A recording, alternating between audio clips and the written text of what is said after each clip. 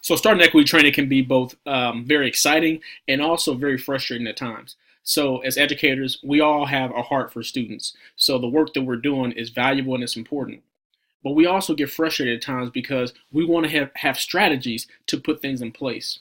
So when we think about, what does it mean to be a culturally responsive teacher, we automatically think about what strategies can we put in place to make sure that we are being culturally responsive or that we're being equitable or making sure that we're including everyone.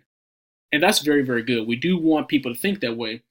But one thing about it is you have to be a culturally responsive person before you can be a culturally responsive teacher.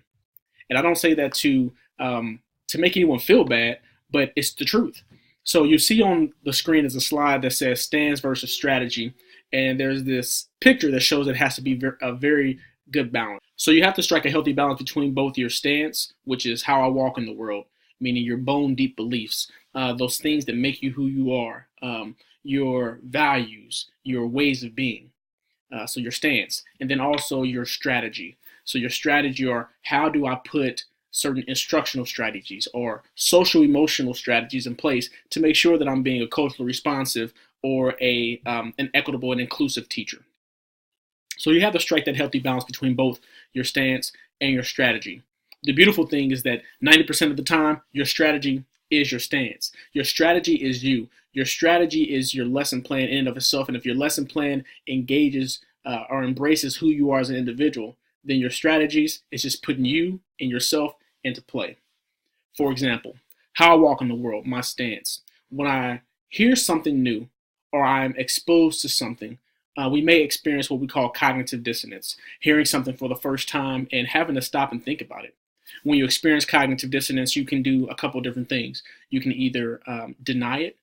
So, for example, one of the big things is the P word, privilege. When people hear the word privilege, sometimes it gives them a prickly feeling, and they don't want to hear that there's some type of privilege around a certain identity that they hold, whether it's race, being a male, whether it's religion, their sexual orientation. They're all different types of identity groups that have privilege or agency in American society.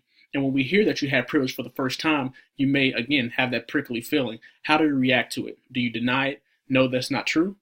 Or do you begin to dive deeper? Do you start to say, let's think about that a little bit. How do I have privilege around this certain identity group?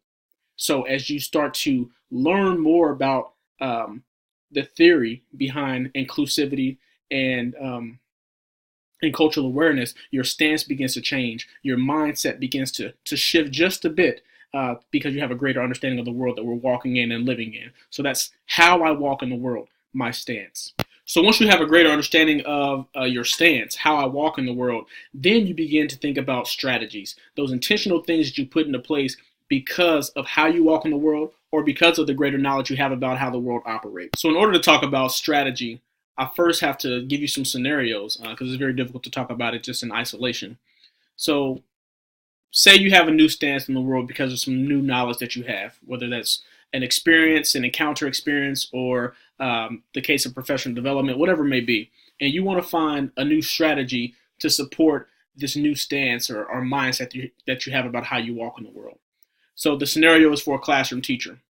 Let's say that your classroom is very, very diverse, and you've come to find that the students in your classroom feel like they have not been reflected in the curriculum, or as you do your own reflection, you realize that you have not reflected the different cultures of the students in your classroom. One strategy you can put into place would be to not only order multicultural books, but to do multicultural book talks. So as you read these books, talk about these books in class, those students begin to see themselves more in your classroom and hopefully become a more welcoming space. So that's one strategy you could put in place. A strategy that's universal. It doesn't matter if you're a classroom teacher, a counselor, nutrition services, a bus driver, custodial services. One strategy you can put in place if you had a greater understanding about this concept of privilege and oppression, or just trying to connect more with human beings, is being able to listen and understand folks. So one strategy you could use is very easy. It's just active listening. Listening without the intent to answer, but to hear someone's story when they're telling you their story. So that's something that is universal. Another classroom strategy that's pretty easy is the use of names. I'll give you a personal example for myself. When I was in the classroom, I had a young student. His name was Sam, and he was from China. And I went through first semester calling this young man Sam, and then I met his mother at second semester parent-teacher conferences, and she called him Sam Yuck. And as I listened to her call him Sam Yuck and listen to how amazing it sounded and how he responded to it and how there was power in that name, I talked to him the next day and asked, why do you go by Sam? And he said, because Sam is too, it's easy for Americans to say, but Sam Yuck is too difficult for Americans to say. So from that moment, I realized this young man's identity was not being fully explored or fully accepted because of a failing on my part as someone who he assumed could not say the name. So from then on, I started to call him Sam Yuck because that's part of his identity. So those are different strategies I put in place, or that you could put in place, to help support the stance that you have or how you walk in the world.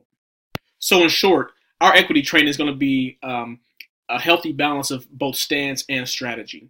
We're going to focus heavily on the individual educators in our district first, working on their stance, how they walk in the world, how you walk in the world, giving you some very specific theory and understanding, some activities to help you tackle, engage these different concepts that we're dealing with when we talk about equity and inclusion, so we can then prime you for the strategies to put those things in place. Strategies without the proper stance is going to lead to failure. So it's important that we first work on ourselves first. We're all on our own journey, working on our stance, how we walk in the world, so we can then put strategies in place to make sure that we're more equitable and culturally responsive educators.